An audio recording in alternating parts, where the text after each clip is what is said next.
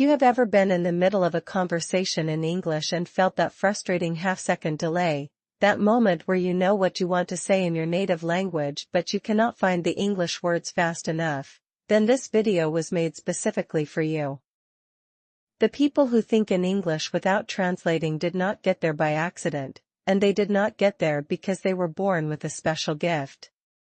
They got there because, without even realizing it, they built a specific set of habits that slowly rewired the way their brain processes language. Today we are going to look at exactly those 10 habits, one by one, so that by the end of this video you will know precisely what to change in your daily life to start thinking in English naturally, automatically, and without effort. Habit 1. Talk to yourself in English. The first habit is one that most people feel embarrassed to admit, but almost everyone who thinks fluently in English does it. They talk to themselves. While they are making breakfast, while they are driving, while they are walking to the store, there is a quiet inner voice describing what is happening around them, planning the day ahead, or simply commenting on life, and that voice speaks in English. You do not need a conversation partner to practice thinking in English. Your own mind is available 24 hours a day. Habit 2. Label the world around you. People who think in English have a habit of mentally naming the things they see throughout the day, not in their native language, but directly in English. They look at a crowded street and their brain automatically produces words like busy, loud, overwhelming, or exciting. They sit in a quiet room and think still, peaceful, comfortable. This constant mental labeling builds a direct connection between the world and the English word, completely bypassing the need for translation.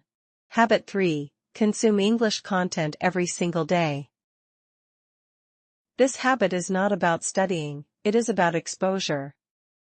People who think in English make sure that every single day, without exception, some portion of what they watch, listen to, or read is in English. It does not have to be long.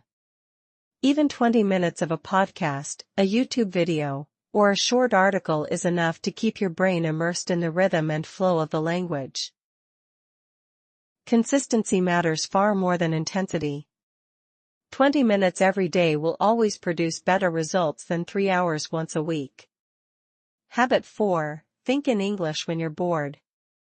Waiting in a queue, sitting on public transport, lying in bed before sleep, these are the moments that most people waste, but people who think in English use them differently. Instead of letting their mind wander in their native language, they use these small pockets of time to think in English, describing the people around them, planning a conversation, or simply letting their thoughts flow naturally in the language. Over time, these small moments add up to hundreds of hours of practice that required no extra time and no extra effort. Habit 5. Don't panic when you can't find a word. One of the biggest differences between people who translate and people who think directly in English is how they react when a word does not come immediately. People who translate stop, search their memory, find the word in their native language, and then look for its English equivalent. People who think in English simply work around it. They use a different word, a simpler phrase, or describe the concept in another way.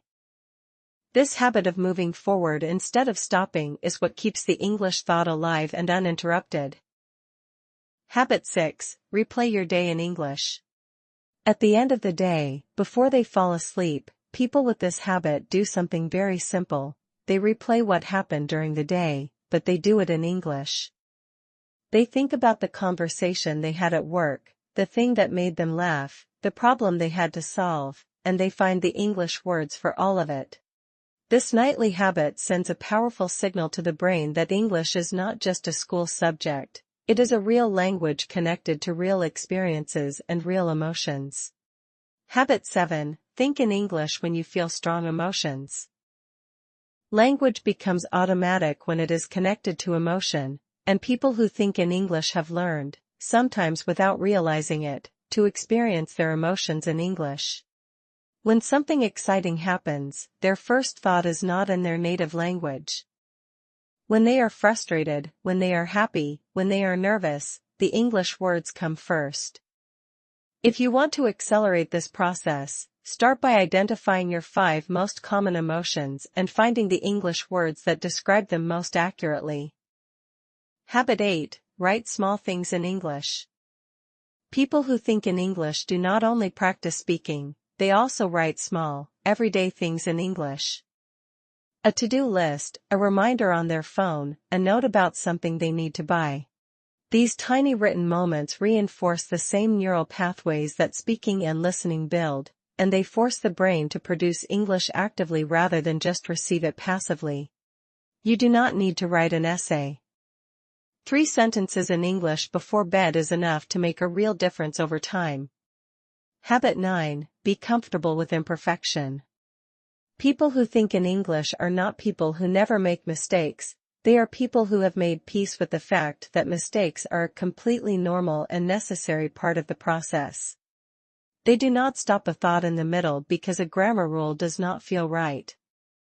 They do not avoid a sentence because they are not sure about the pronunciation. They finish the thought, they communicate the idea, and they move on. Fluency does not come from being perfect. It comes from being consistent and being willing to be imperfect for as long as it takes. Habit 10. Be patient with the process. The final habit is perhaps the most important one, and it is the one that most people struggle with the most. They are patient. They understand that thinking in English is not something that happens after 1 week or 1 month of practice. It is something that develops slowly, quietly, and almost invisibly over a long period of time. They do not measure their progress day by day. They trust the process, they show up consistently, and one day, without being able to point to the exact moment it happened, they realize that the translation is gone, and the English thought is simply there. These 10 habits are not complicated, and none of them require you to change your entire life. They are small shifts, small decisions made in ordinary moments, that over time add up to something extraordinary. Pick one habit from this list, just one, and commit to it for the next 30 days. Do not try to change everything at once. Just start with one, and let the rest follow naturally. If this video helped you, make sure to save it so you can come back to it whenever you need a reminder, and I will see you in the next one.